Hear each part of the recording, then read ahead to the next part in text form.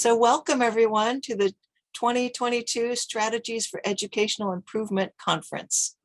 My name is Sherry Willis. I'm director of the Global Education Academy of the KU School of Education and Human Sciences. Our theme this year is Beyond the Pandemic. We're very excited about the group of speakers we are presenting today. They're all ready to share some thoughtful reflections on recent experiences and some exciting ideas to carry us forward. I want to thank our co-sponsor, the Kansas State Department of Education. We always enjoy working with our colleagues at KSDE in putting this event together. And the conference this year is once again hosted by the Global Education Academy of the KU School of Education and Human Sciences. The Global Education Academy offers micro-credentials in timely, relevant professional development for busy teachers. If you would like to learn more about micro-credentials offered by the Global Education Academy, be sure to listen in on our session this afternoon at 3:45 p.m. on our new pilot series of micro-credentials on personalized education. We will hold 7 sessions today, including a virtual brown bag networking opportunity, so you can chat with colleagues from noon to 1.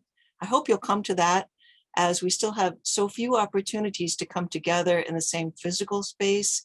At least we can get together virtually. So that's meant to be a casual lunch and we can just talk about whatever we want to talk about. A couple of tiny housekeeping issues. We're using the same Zoom link for the whole day. So if you need to leave and come back, that's fine. Give us a few minutes to let you back in from the waiting room. We'd really appreciate it if you would change your screen name to the one that you use to register for the conference. That helps us keep track of attendance, which is particularly important for those of you who need PD points for the conference. For PD point purposes, we will be offering free Global Micro-Credential Experience badges to participants who attend at least 3 sessions. Information will be posted in the chat space later on how to apply for those. And by the way, all of the sessions, or most of the sessions, will be recorded and available on YouTube later. So you can always catch one if you have to miss it today. And without further ado, let me introduce our Dean, Dr. Rick Ginsberg, who is the Dean of the KU School of Education and Human Sciences. Dean Ginsberg and our special guest today, Professor Barnett Berry of the University of South Carolina, are going to get us rolling today with some thought-provoking questions on the current directions of education in our country. Well, thank you, Sherry, and thank you all for being here. This is our, I believe, our 16th year of hosting this conference collaboratively with the Kansas Department of Education. The purpose of this is to provide a free day of professional development for teachers, educators, and others interested in education.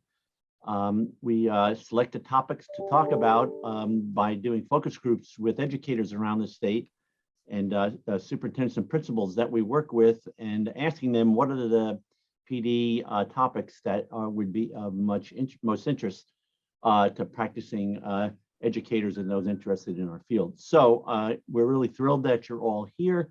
I know people will be coming in and out all day.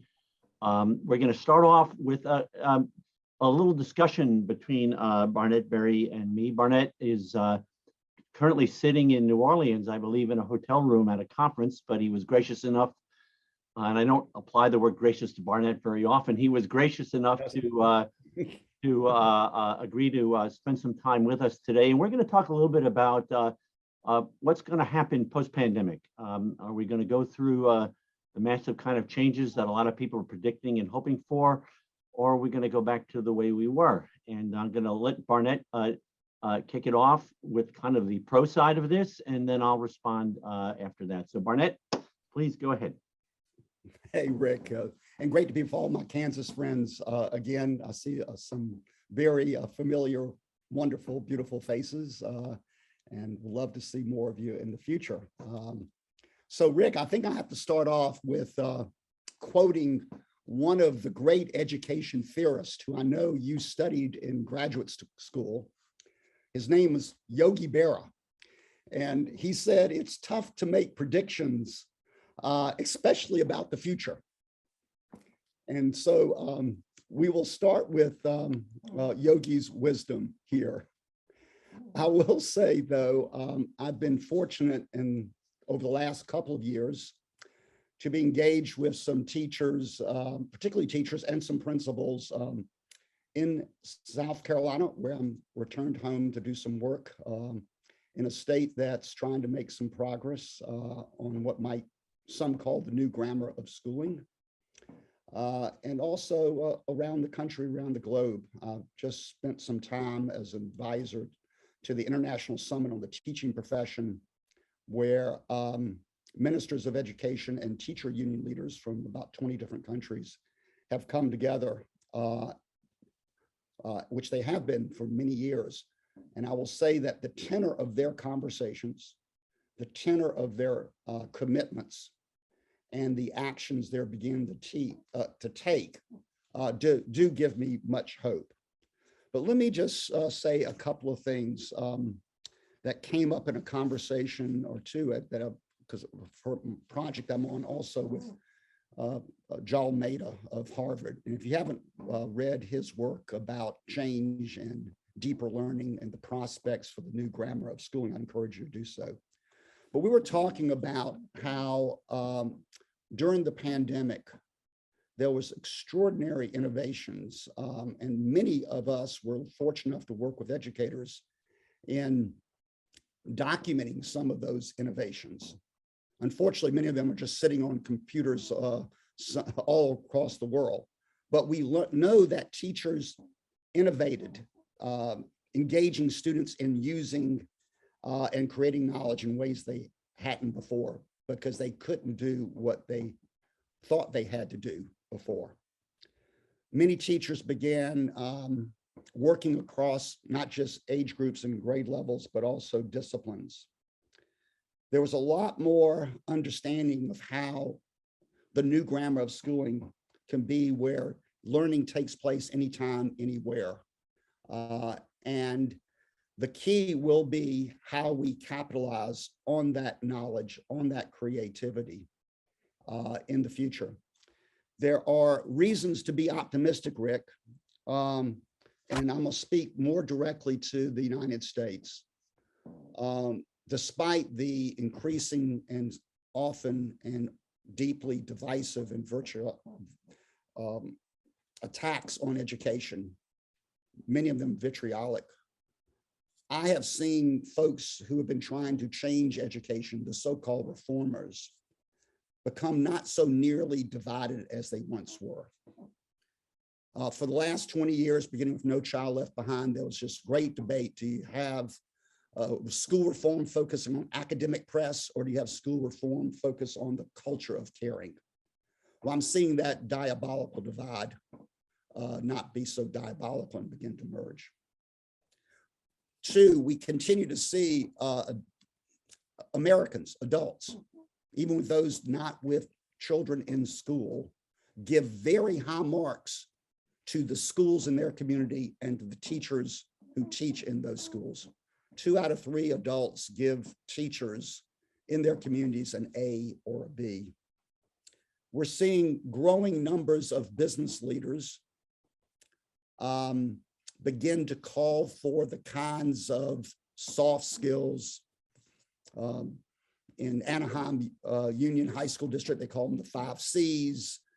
They have various names, but they're calling for the kinds of knowledge and skills that get us way beyond the traditional standardized test and how we measure learning: deep listening, empathy, collaboration, creativity, critical thinking. Business leaders are calling for our schools to make these changes. I know they've done so in the past, but the urgency seems greater now. And then finally, let me say that even well before the pandemic, going back to 2014, 2015, 2016, some researchers have found that 2 out of 3 teachers in America were engaged in informal learning. Rick, as you know, that's kind of the one rationale for the creation of the micro-credentialing ecosystem that KU has helped develop for the state. We also know that even back then, 1 in 3 teachers were involved in some external network, de-siloing their practices, de-siloing their ideas, and helping each other learn from each other. this gives me hope. We do know a fair amount about how big change happens, thanks to Rick. I've been a big fan of Margaret Wheatley for some time. And she makes the case that this type of kind of paradigm shifting, remember that term, Rick, that concept, happens when willing individuals come together and they begin to experiment and they begin to make new things happen because of their collective will, which then activates others' belief systems to support these types of changes. What we need are structures to help scale. And we know a lot about how scale needs to happen and must happen if it's going to make a difference for the kind of education we want to create for our children and their futures. And it's about not adoption and replication. It's about adaptation and reinvention. Everything that needs to be done is already being done. The kinds of innovations that teachers and principals and others have been engaged in are ready to move forward, but we've got to find the right political sort of catalyst to move us forward. And it's going to start locally, and then it can grow nationally and globally. It's all yours, Rick. I'm going to, Barnett always dazzles me with slides and I never use them. So I put slides together and he didn't. So this is a big day for us folks. I hope no slide left behind. No slide left behind. So I hope Barnett's right. I mean, I do think that we've learned a lot through the pandemic. I think parents have a greater appreciation for the work that teachers have do than perhaps in the past, having been forced to do some of it on their own. We've learned a lot of interesting things. We can change real quickly. Schools had to change on a dime. But I'm skeptical that we're going to actually go through any kind of major change. I'm going to talk about why over the course of the next couple of minutes. My slides have a lot of data on it. I'm not going to talk about all of them. The data, I can make them available if any of you want it. I want to kind of frame what Barnett talked about a little bit as well, the context that in our country right now. We're a country divided. I'm not telling anybody anything that they don't know. Do you realize a third of the voters in this country still believe that the Biden presidential election results were fraudulent? State after state is putting together different kind of voter restriction laws. We certainly are facing very challenging issues around race and ethnicity. My God, books are being banned in schools. Books are being banned in schools all over the country. Where the contentious discussions about what we should teach about our racial history or not. The discussions about a misunderstood concept of critical race theory. So all sorts of debates that are challenging us right now. And this is all taking place in what I refer to as a COVID-related hangover that I think that we're all feeling. State laws are restricting vaccines and mass mandates. Florida and other places threaten to withhold funding if you do certain things around COVID. But look, I'm not trying to tell you anything but the truth here. We are still in the midst of a pandemic.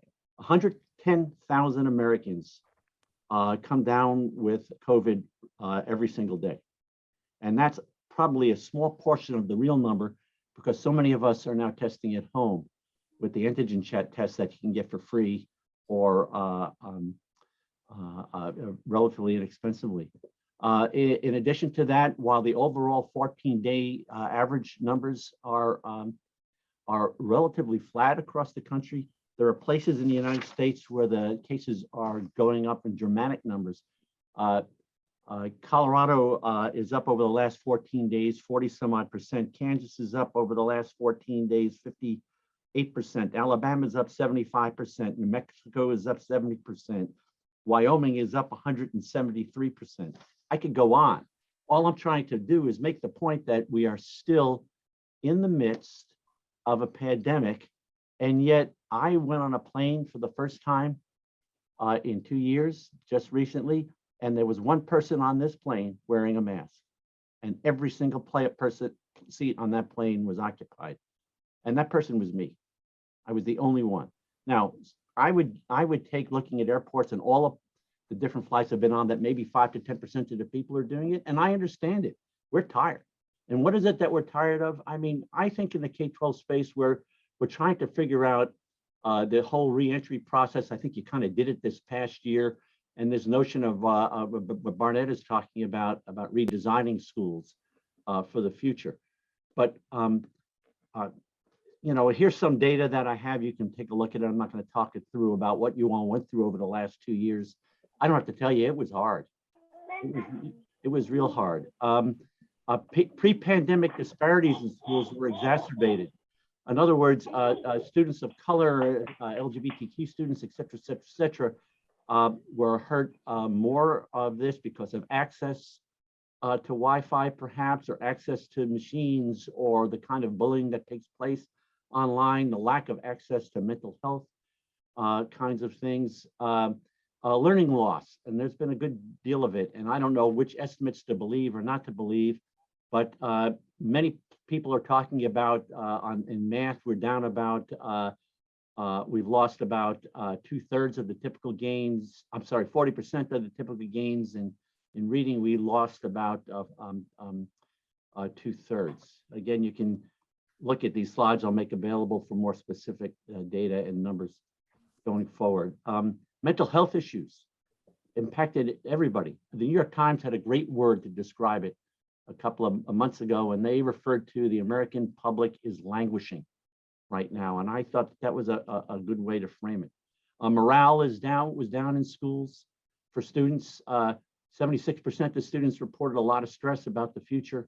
I could go on with multiple numbers affecting students. You all work with the students, you understand it. Teachers and administrators, 86% of teachers and 62% of administrators indicated that morale is lower. High percentages are talking about leaving the profession. And I think we're going to start facing fairly significant shortages, not just because of people leaving who can, but because kids aren't dumb. They watch what was happening to their teachers and leaders in schools. And we have fewer kids interested in going into teaching today than we did prior to the pandemic. I hope that'll ratchet back up. But for now, that's a reality. And I know it's a reality across the state of Kansas, too. Parents are reporting all sorts of issues. And many of you are parents who are also teachers, or you can think of all the parents that had to stay home from work so that they could help school their kids through the pandemic. A summary real quickly, we're in a highly contentious environment. Students are struggling. It's a stressful time for everybody. Certainly mental health issues. Again, people are languishing.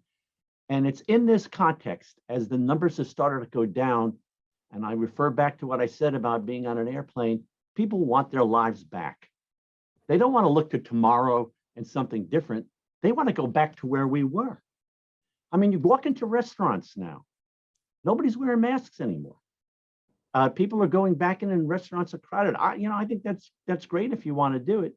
But we're in the midst of a pandemic still, and we're one variant away from being back to where we were a couple of years ago.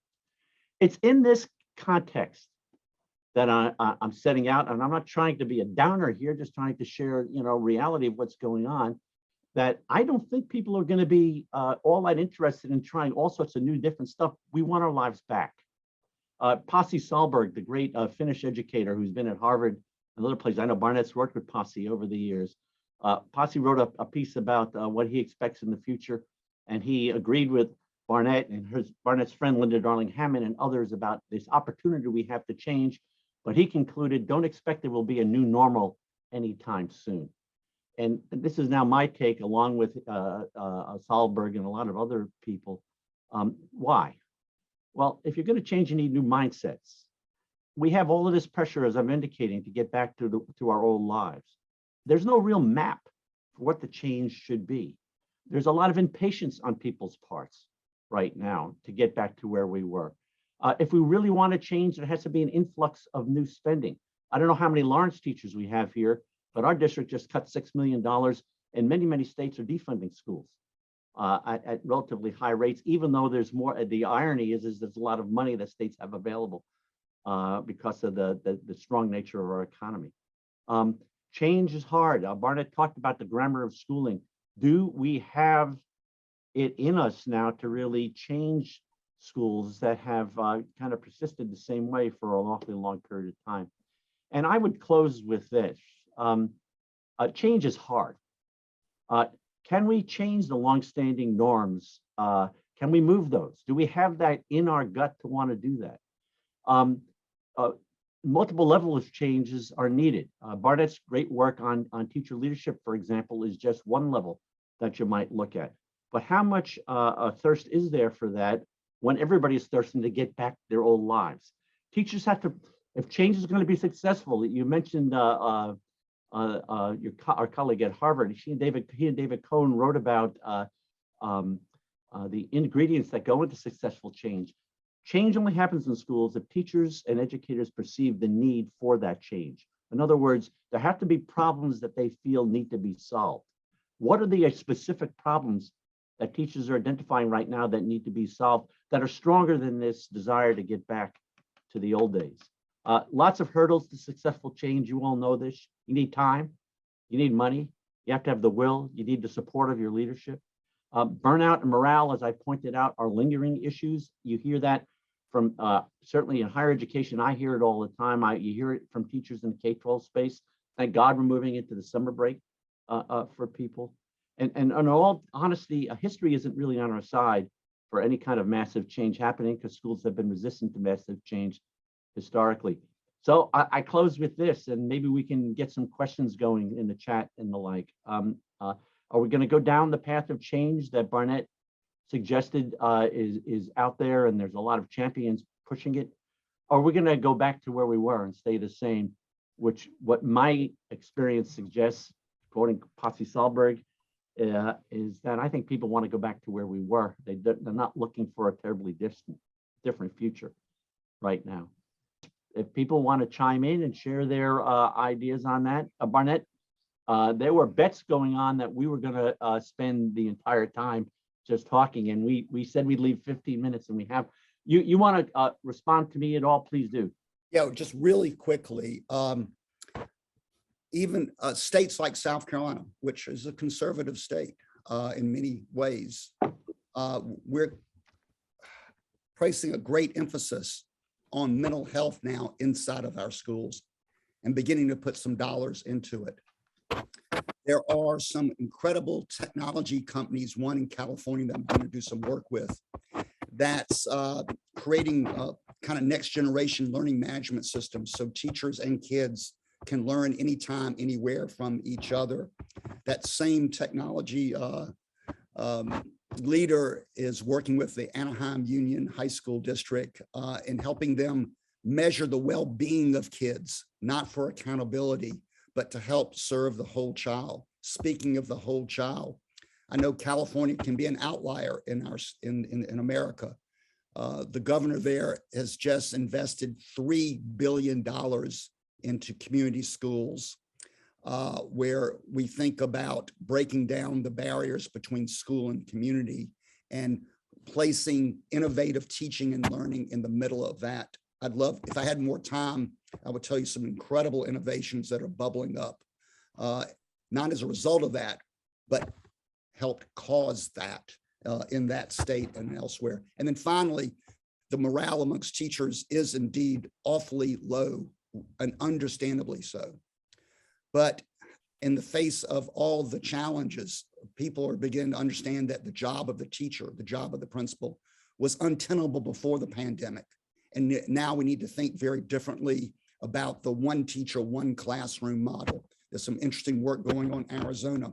We have a bill that cleared the Senate, thanks to the leadership of Senator Greg Hembry in South Carolina, Rick, to innovate, to develop these pilots, to get beyond the one teacher, one classroom model, to make and help create and accelerate teacher leadership for the kind of learning that we want for both teachers as well as the children they serve. There is incredible opportunity here, but we do, as Rick has pointed out, have to have a strategy, and we have to take advantage of it. And only those of us here on this conference and others like us are responsible for making that happen. No one's going to do it for us. And you know, one of my hopes is that, and I mean, my hope is with Barnett. It's like I have the angel and the devil above my head. You know, my hope, the angel, Barnett, I called you an angel, is that You've never been so nice to me. I know, and I This is so unusual, everyone. I feel pathetic about having done that, but is that we do have a great opportunity. I mean, we've just gone through something that, you know, blew up what we were used to, and the people are realizing that students' socio-emotional and other kinds of skill sets are as important, or perhaps even more important, than some of the cognitive stuff that we might be focusing on. There's a push to get away from testing in some places, although it's starting to come back a little bit.